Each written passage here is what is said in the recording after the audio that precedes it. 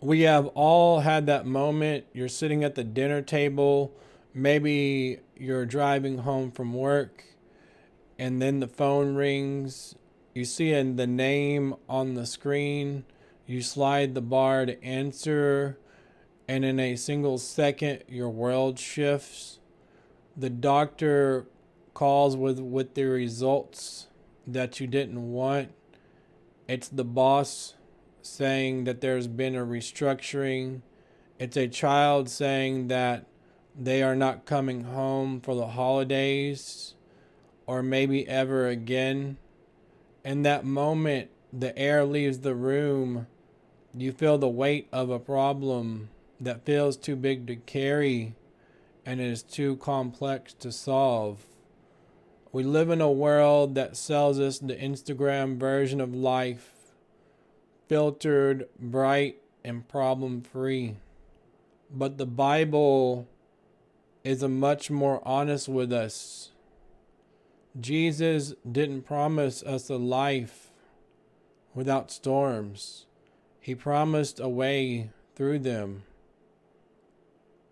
What we're looking at the verse here today is in John 16:33.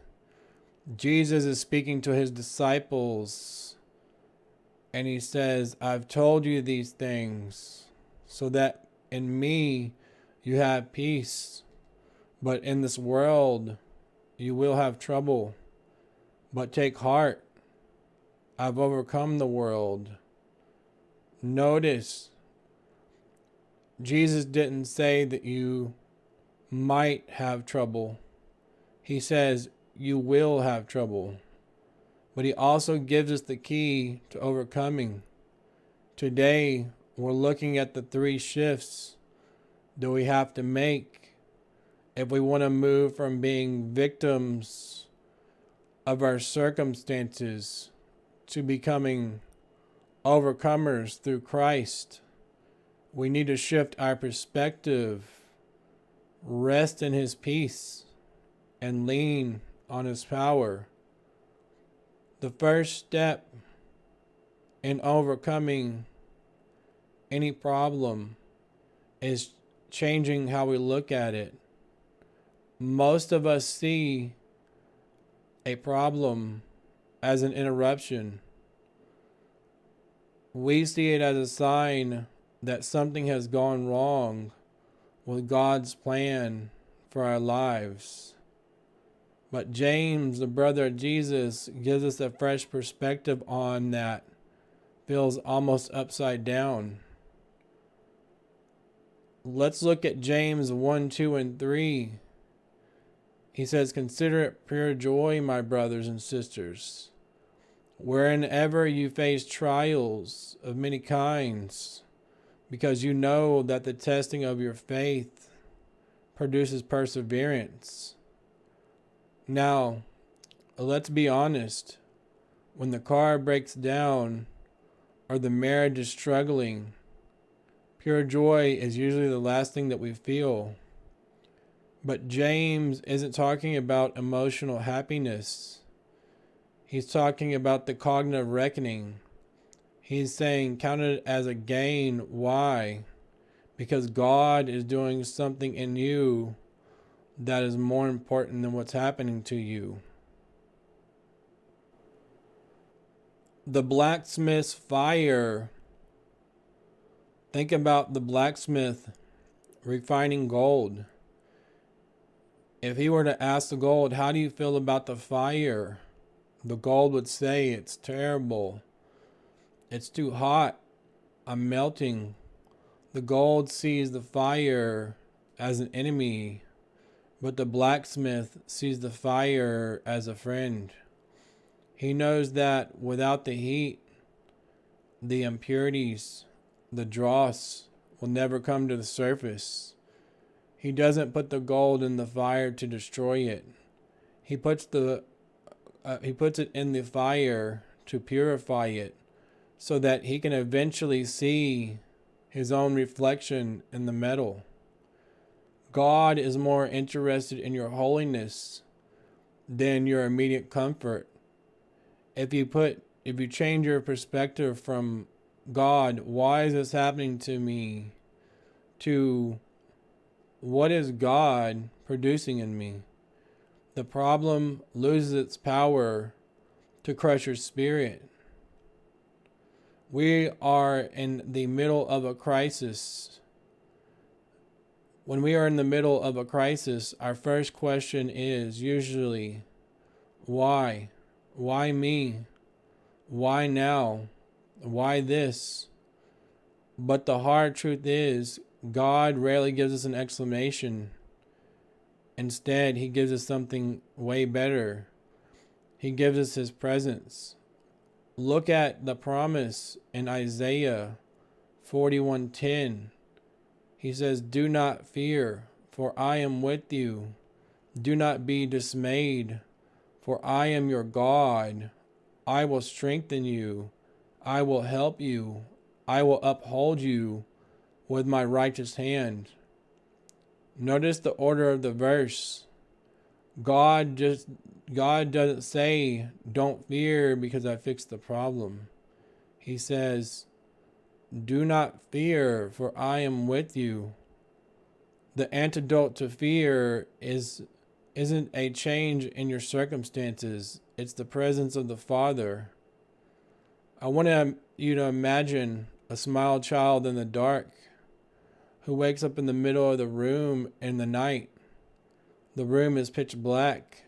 Every shadow looks like a monster. The child is terrified.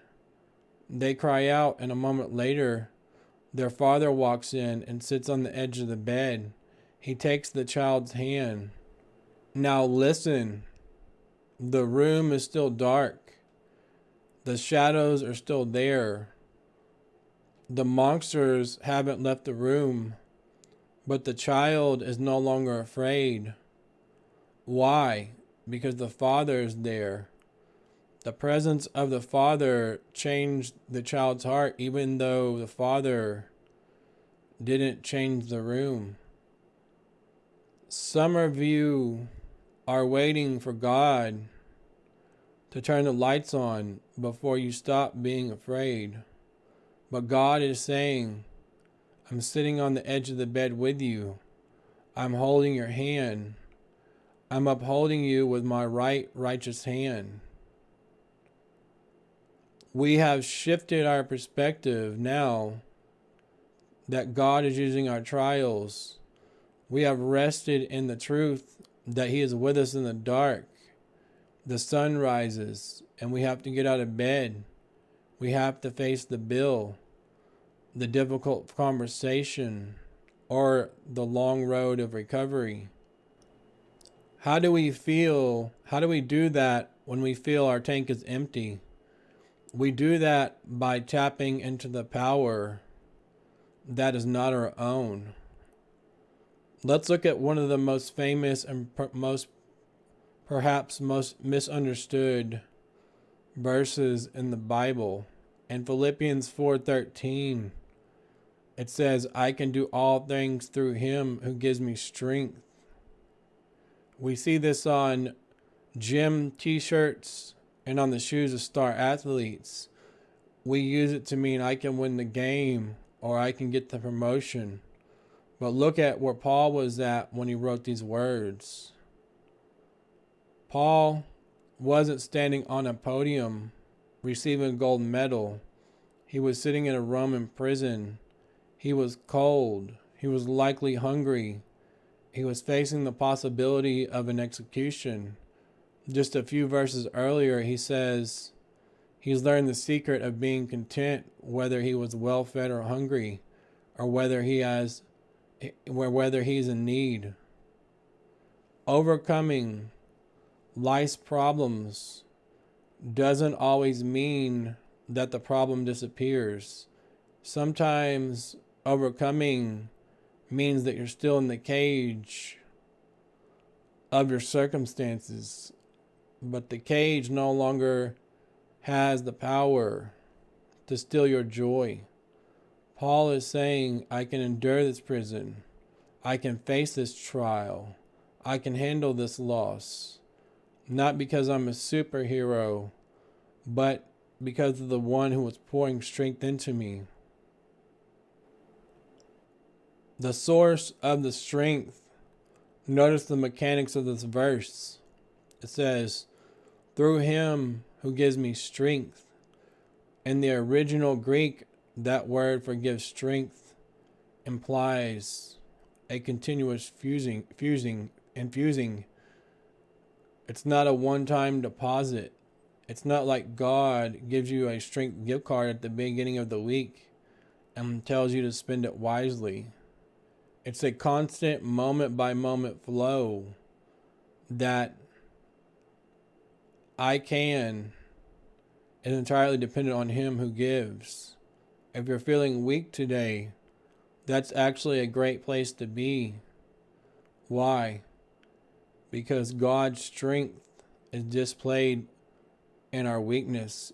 When we reach the end of our rope, we finally realize the rope has no end. Think about the pipe. The pipe between the difference of a reservoir and a pipe. A reservoir is a large tank of water. If there's a drought and no rain falls, that reservoir eventually dries up. It's limited.